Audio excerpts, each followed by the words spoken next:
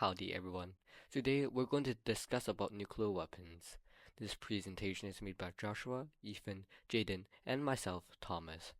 However, before we start, I want us to play a quick fun game first. Who do you think will win? Hydrogen bomb or coughing baby?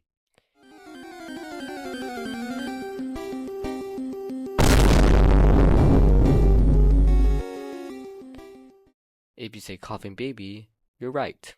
The coughing baby symbolizes the innocence of youth and how precious life really is. As a member of humanity, I firmly believe we should prioritize defenseless babies over nuclear weapons. Tragically, the opposite things happen in reality. On August 6th and 9th, 1945, the USA launched the first and only ever nuclear assault on the Japanese city of Nagasaki and Hiroshima. The total casualties of the attack were estimated to be around 150 to 246,000 deaths. Around 90% of the death toll is related to citizens, which includes infants and teenagers. To this day, it has been debated whether or not this was an ethical way to end the already gruesome war.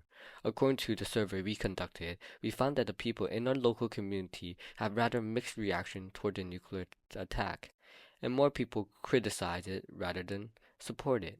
Thus, this leads to the topic we'll be discussing about today, which is the danger and harm of nuclear bombs. An introduction on nuclear bombs. Nuclear bombs are considered to be one of the most destructive weapons on Earth, needing nuclear fission to detonate. Some main effects that come from the detonation of nuclear bombs are radiation, which can cause deadly diseases, nuclear fallout, which affects the environment for a long period of time, and more. 61% of the people that are surveyed consider nuclear bombs to be a global issue. Current issues about nuclear weapons. There are around 12,000 nuclear bombs around the world, Russia and USA holding 90% of it. The ever-advancing technology increases the threat nuclear weapons can bring, improving their impact and accuracy, causing many civilians to be scared about them. Moreover, there is a thing called the doomsday clock. It tells us when humans will go extinct based on how close the clock is to midnight. Surprisingly, on January 27, 2026, it came 85 seconds before midnight, being the closest it has ever been. Here are some people's perspectives on nuclear bombs. People tend to have negative views about nuclear bombs. People tend not to trust their government or rather not say anything, and people are split when deciding whether a country should have nuclear bombs. However, when a neighboring country has access to nuclear bombs, around 66% of people agree that they should have one too. When asking people why countries should have nuclear weapons or not, most people say that they should have it for protection, while on the other hand, people say it could cause harm to civilians. The three main arguments for developing a nuclear bomb when neighboring countries have them are for fairness, protection, and security. It is considered risky for one side to have such immense power, and the other might get exploited by the ones who do. For example, South Korea and North Korea. Nuclear weapons can provide a safety net for countries if another country attacks, while also being a way for other countries to control others using fear. Some information about countries that do and do not own nuclear weapons. Out of the 195 countries on Earth, only 9 countries hold nuclear weapons. The 9 countries being China, Russia, America, North Korea, the UK, France, Israel, India, and Pakistan. These countries support the use of nuclear bombs, however, with different reasons and purposes.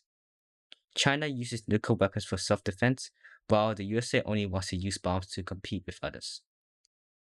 Many countries have promised never to manufacture or use nuclear bombs.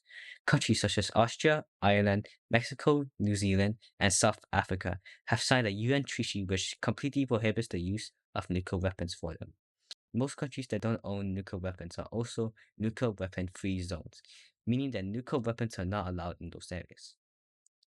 The people who survived the Hiroshima and Nagasaki bombs were likely affected by radiation sickness and were nicknamed Hibakusha, some still being alive today, such as Tanaka Terumi. The people who survived the Nagasaki and Hiroshima bombs have become outspoken critics about the use of nuclear bombs, some of them wishing for peace, while others believe America lacked accountability for their actions. Most of the people who were affected by the droppings were civilians and Korean laborers. More than 210,000 people were killed in the blast or by the radiation caused by the nuclear bomb. Approximately 38,000 of those were children. The most popular solution to how we could deal with nuclear bombs is that we should completely disarm all nuclear weapons to make sure they don't do harm. Here are our sources, and please do our survey on this video so we can improve it next time. Thanks and goodbye.